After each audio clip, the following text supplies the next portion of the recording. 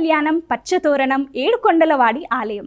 ప్రతినిత్యం కొండంత జనంతో నిత్యోత్సవాలు జరుపుకునే తిరుమలేశునికి వారోత్సవాలు, మాసోత్సవాలు, బ్రహ్మోత్సవాలు ఇలా ఎన్నో వేడుకలు జరుగుతుంటాయి. దేనికదే ప్రత్యేకం, అపురూపం. అయితే సాక్షాత్తు మహావిష్ణువే వెంకన్న స్వామిగా వెలసిన ఆనంద నిలయంలో ఈ నెల 26 నుంచి 28 వరకు జ్యేష్ఠాభిషేకం ఎందుకు నిర్వహిస్తారు? 3 రోజుల పాటు జరిగే ఉత్సవాల్లో ఏ రోజున ఏం చేస్తారు, ఎలా చేస్తారు తెలుసుకుందాం. తిరుమల శ్రీవారి ఆలయం జ్యేష్ఠాభిషేక మహోత్సవాలకు ముస్తాబైంది. దేవదేవుడు ఆపద మొక్కులవాడికి జరిగే అమృతాభిషేకం ప్రతినిత్యం భక్తజన గిరిగా బాసిల్లే తిరుమల క్షేత్రం, నిత్య కళ్యాణం, పచ్చతోరణం, ఎన్నో ఉత్సవాలు, స్వామికి మరెన్నో అభిషేకాది కృతువులు. అయితే ఆనంద నిలయంలో జరిగే జ్యేష్ఠాభిషేకానిది ప్రత్యేక స్థానం. ఏటా జ్యేష్ఠమాసంలో జ్యేష్ఠ నక్షత్రానికి ముగిసేలా 3 రోజుల పాటు జరిగేది ఈ ఉత్సవం.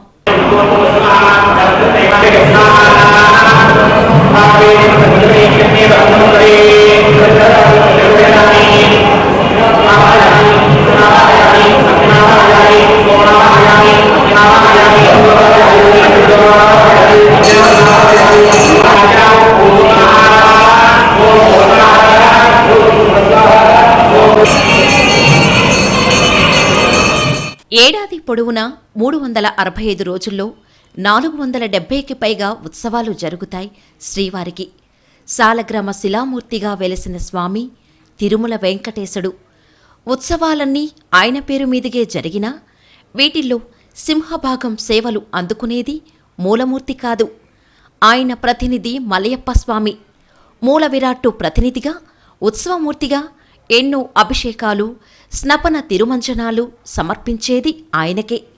అందువల్ల అంగాలు, మహాంగాలు, ఉపాంగాలు, ప్రత్యంగాల వంటివి క్షయం కాకుండా ఉత్సవమూర్తిని రక్షించే ప్రక్రియ జ్యేష్ఠాభిషేకం. సుగంధ తైల సమర్పణోత్సవం, అభిధేయక అభిషేకం అని కూడా పిలుస్తారు.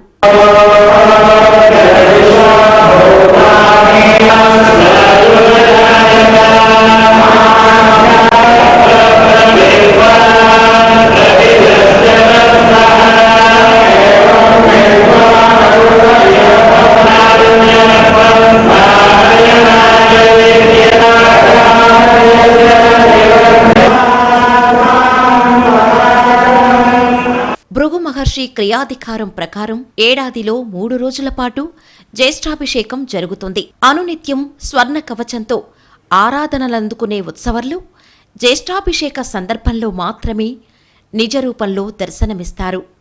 మిగతా రోజుల్లో మలయప్ప స్వామి పాదాలకు మాత్రమే పంచమృతాభిషేకం జరిగితే, జ్యేష్ఠాభిషేక రోజుల్లో శిరస్సు నుంచి పాదాల వరకు అభిషేకం నిర్వహిస్తారు.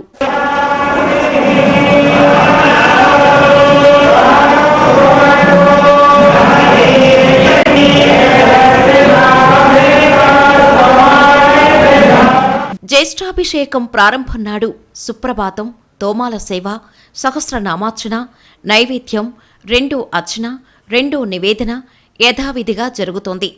అనంతరం మలయప్ప స్వామి వారు ఆనంద నిలయ గర్భాలయం నుంచి బయలుదేరుతారు. నిత్య కళ్యాణం జరిగే వెంకటరమణ కళ్యాణ మండపానికి చేరుకుంటారు. స్వామివారి సన్నిధిలో యాగశాలలో శాంతి హోమం చేస్తారు. శతకలశ ప్రతిష్ఠ, ఆవాహన, తర్వాత నవకలశ ప్రతిష్ఠ, ఆవాహన పూజలు నిర్వహిస్తారు. తర్వాత నివేదనలు, హారతులు సమర్పిస్తారు.